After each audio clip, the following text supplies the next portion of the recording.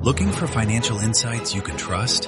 How do you protect yourself as an investor? What's the strategy? I think it's really simple. I think you just want to be diversified in your portfolio. The Payne family brings real-world experience to every conversation. Well, I think that's the problem right now is, right, a lot of people that are close to retirement, they're taking so much risks. And if we do get a big sell-off, it could derail their retirement. Listen to the Pain Points of Wealth on the Red Apple Podcast Network. Listen, all you New Yorkers. Taxi. Okay, we're looking around. This is the 77 WABC minicast. And we're back on the Roger Stone Show. I have one of my favorite guests, one of the smartest guys I know, Barry Habib, is not only a member of the Fannie Mae Board of Directors, Fannie Mae being the government-owned government-backed mortgage company, but he's also the CEO of MBS Highway. He's an entrepreneur himself, but he is more precisely an astute student of mortgages, the housing market, and the Federal Reserve.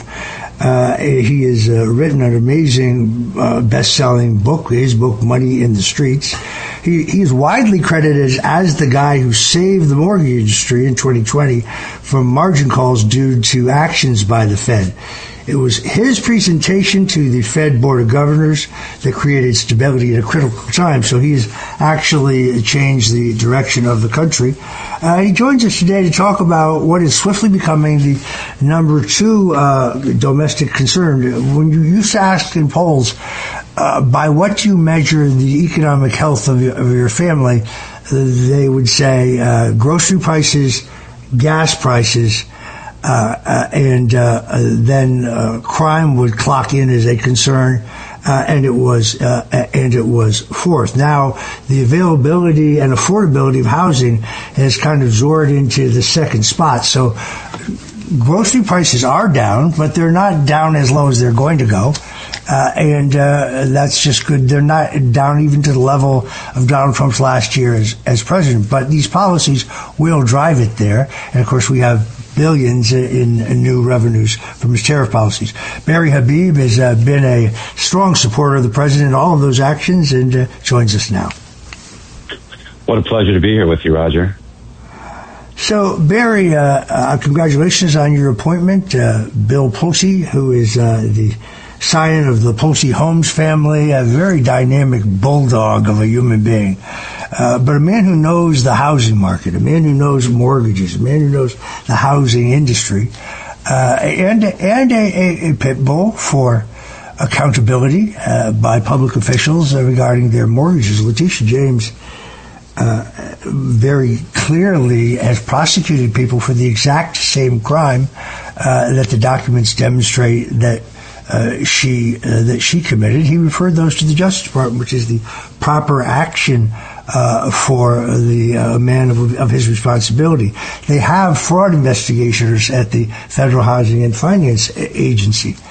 But Bill, I think, wisely selected Barry for this board. So, Barry, tell us about housing and mortgages in America. We've got 2 minutes, and then we'll pick it up on the other side. So the housing market, people are saying that it is certainly less affordable than it had been. Now, part of that is because home values have gone up. But remember, 2/3 of Americans own homes, so they're not complaining about that for sure.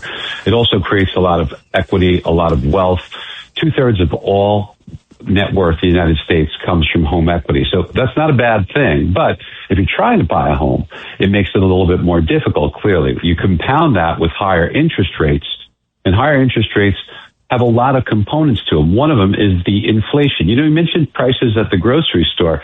The rate of inflation, that's the rate of change. It has come down, but what people are still feeling at the grocery store is the inflation that we had from 2021, 2022, and the Fed's culpability in keeping rates too low, too long, which that doesn't go away. You still feel that. The rate of change has moderated dramatically below what you're earning, so you're catching up. Is it not true, however, is it not true? At this point, though, under Donald Trump, mortgage rates are stable, and they're actually hovering near their lowest levels in several years, generally in the mid to low 6% range for the most common 30-year fixed product. So these are the lowest mortgage rates we have seen. You see it being reported. Freddie Mac's primary mortgage market survey showed 30-year fixed-rate mortgages at 6.11%, a slight increase from the prior week, down a little bit. 15-year fixed mortgage rates at 5.50. I mean, these are the Trump policies. They are bringing stability. How about this, Roger? They're more than 1% lower than what they were just a year ago. So there's your proof. All right. When we come back, we're going to talk to Barry Habib about where the economy is going to go. He appears today as a private citizen, not in his role as a Fannie Mae board member. So he speaks only of his own opinions, and he wanted me to make that clear, and I'm honored to do so. He's one of the smartest guys I know, and he's every economic downturn or uptick in the country. Welcome back. We rejoin our guest, Barry Habib. He is the smartest guy I know when it comes to the economy generally. He, Larry Kudlow, Steve Moore, a handful of others that I truly respect in this area, the growth side thinkers. Barry Habib was the one who pointed out to me when the president said publicly that he was considering unlocking the value in Fannie Mae and Freddie Mac and somehow taking them public, reaping a huge amount of money for the American people. Because, let's face it, the government should not be in the mortgage business. They're currently both under conservatorship. And there's debate about whether they'd remain under conservatorship or be removed. I think Secretary Bessent, Bill Pulte, and anyone else who knows will tell you the president has not yet made those decisions. He is thinking he sees a way to unlock the value, but it was Barry Habib who pointed out to me that you had to keep the guarantees in place. That whatever the president's plan was, it had to keep the guarantees in place. And then several days later, Donald Trump himself tweeted saying he hadn't yet decided what to do about Fannie Mae and Freddie Mac, but if he decided to reform them, he would at all times continue the guarantee of all those mortgages. So, Barry, I learn something every day, and I learn something every time I talk to you. Well, it's very kind of you, Roger. So, listen, I just want to kind of put this together just for a couple of minutes here. I think it'll all make sense. So let's talk about the housing market in general. I think it's in good shape. That's, of course, different markets have different demand and supply components that go into it. But overall, the housing market is in pretty good shape.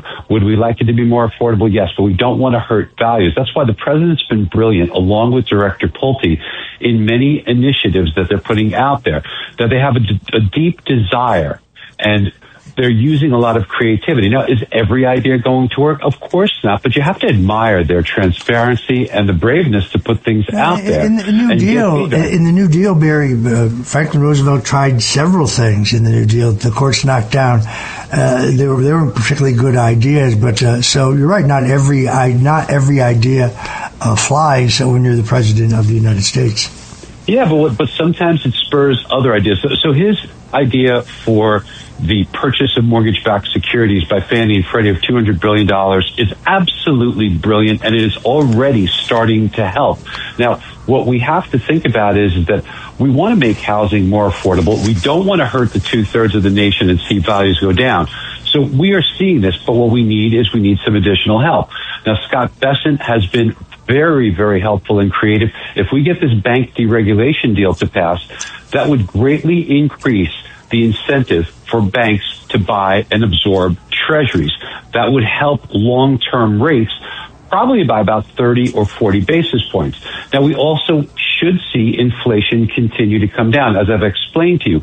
However, unfortunately, because the BLS methodology, the Bureau of Labor Statistics, that measures these things, they use the same methodology. Get this, Roger, and you know this since 1985. They have not changed it. All the new methods we have, the government is still using methods from 1985. It's time for them to change this, Roger. Yeah, the other thing I learned from you, Barry, is that they always come with their big numbers, the unemployment numbers, the jobs numbers, whatever it is, and they always get the big headline with the huge number, and then they quietly backtrack and say, well, it wasn't really that high, it was actually substantially lower. They've done this again. They restate their finances. It's outrageous.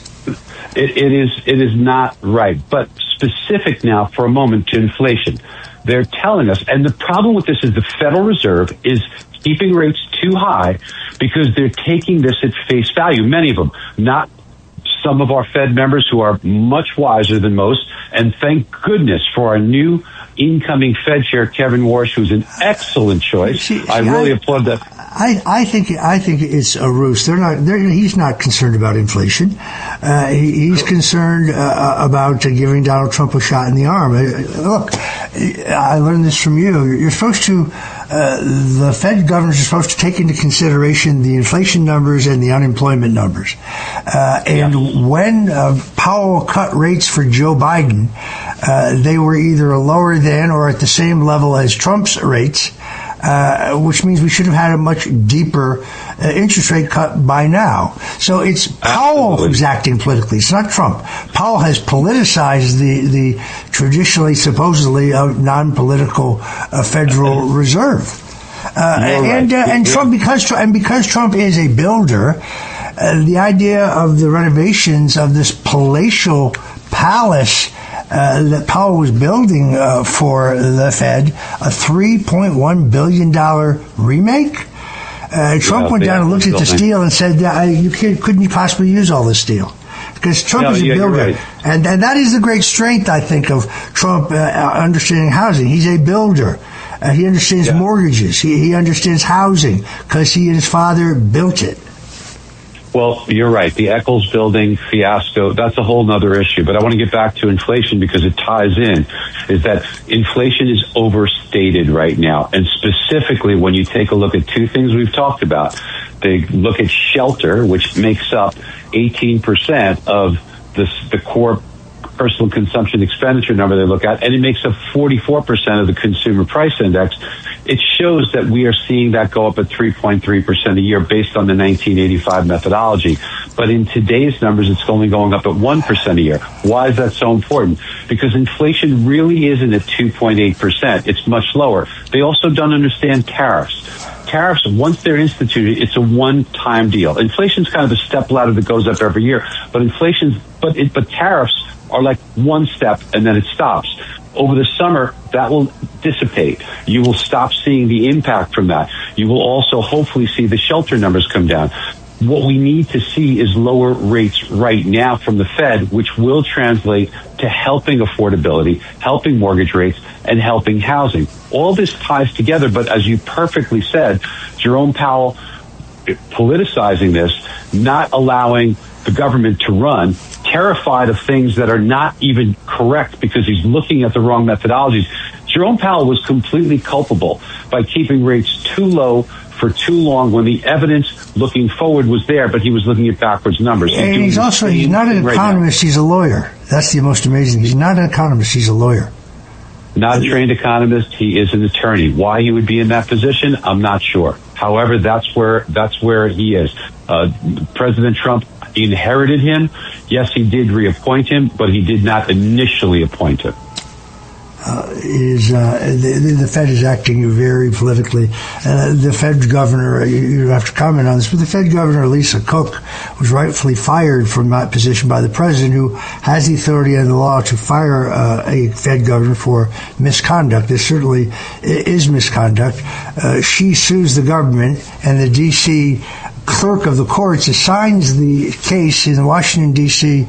Civil Court to an African-American sorority sister of hers who was appointed to the bench by Joe Biden. A clear conflict of interest. The local court found for Cook. Trump is now appealing that.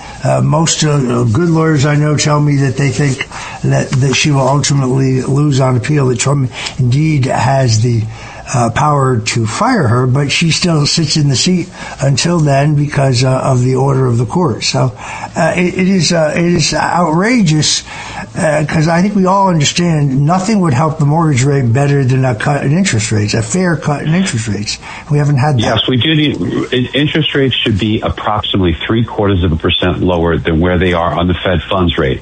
That would translate to mortgage rates being about 3/8 to 0.5% lower in mortgage rates. In addition to that, as inflation declines, and if Scott Bessent is successful in passing the Bank Deregulation Act, there's no reason you shouldn't have mortgage rates in the 5.75% range as opposed to the 6.25% range that they are now. And that would spur a lot of buying. It would make housing much more affordable. This is exactly what we need to happen in order to get things going. Remember, there's a lot of people that would like to move up, but they were fortunate enough to have mortgage rates in the 3% range. Now, maybe going from 3 to 6 might be a little bit of a stretch, but 3 to 5 might be something that can happen. You know, it should not be overlooked that also wages have been improving. We're seeing wage increases in the range of 4.5% to 6.5%. This is important to point out, Roger, because with inflation truly, really being right now less than 2%, people's standard of living is improving. Under Joe Biden, it was the opposite. Inflation was at 9%. And wages were not keeping up. We had negative wage growth, which means their standard of living, the misery factor under Joe Biden was increasing, while under Donald Trump it's improving. So, Barry, there are several emails here. Ask Barry, what's going on with crypto, Bitcoin, and gold right now? What's going on? Well, Roger, as you know... Kind of a 2-minute curveball I just tossed you. You got it. Okay, so as you know, we've been very bullish on gold, and we've been rewarded up 73% year over year. I've also mentioned on your show silver, and that was up. Now, in the very beginning, on January 26th to be exact, I missed it by 2 days. I suggested trimming holdings on both. I personally, full disclosure, trimmed 80% of my silver, 25% of my gold. I missed the peak by 2 days, but I'm feeling really, really good about that. I think ultimately gold will rebound and continue higher into upper levels. It is important because it is being purchased by sovereign nations as a hedge against fiat currency because Bitcoin is too volatile. Now, Bitcoin is going through its normal situation that it tends to go through during these cycles. If you go by the halving cycles, Bitcoin tends to do this. It could be in for some steep declines. Watch levels at around 60,000, 58,000. Those levels of support, in my opinion, have a reasonably good level of holding, and then we could see a move higher. I'm not so sure if we break beneath that, how much lower it could go. We'll have to look at it, but it could dip into the below 50,000 range. But not to panic. Over time, these buying opportunities come back, and they tend to come around. If you're trading it, I wouldn't jump in here just yet. Wait for those lows to be tested. If you're holding it long term, it'll probably come back around. There's a lot of people the last halving in the last cycle when it got down to 19, 17,000 in that range where they panicked and they sold, only to watch it go up to 126,000 a couple of years later. So, this is a very volatile asset. It's not for the faint of heart. And if you hold on to it long term, you'll probably be okay. But gold, I really like. Silver, let's let it test some lower levels and see it stabilize before jumping back into silver. All right, there you go. Barry Habib, from his mouth to your ears if you're a smart investor. We'll be right back. Looking for financial insights you can trust? How do you protect yourself as an investor? What's the strategy? I think it's really simple. I think you just want to be diversified in your portfolio. The Payne family brings real-world experience to every conversation. Well, I think that's the problem right now is, right, a lot of people that are close to retirement, they're taking so much risks. And if we do get a big sell-off, it could derail their retirement. Listen to the Payne Points of Wealth on the Red Apple Podcast Network.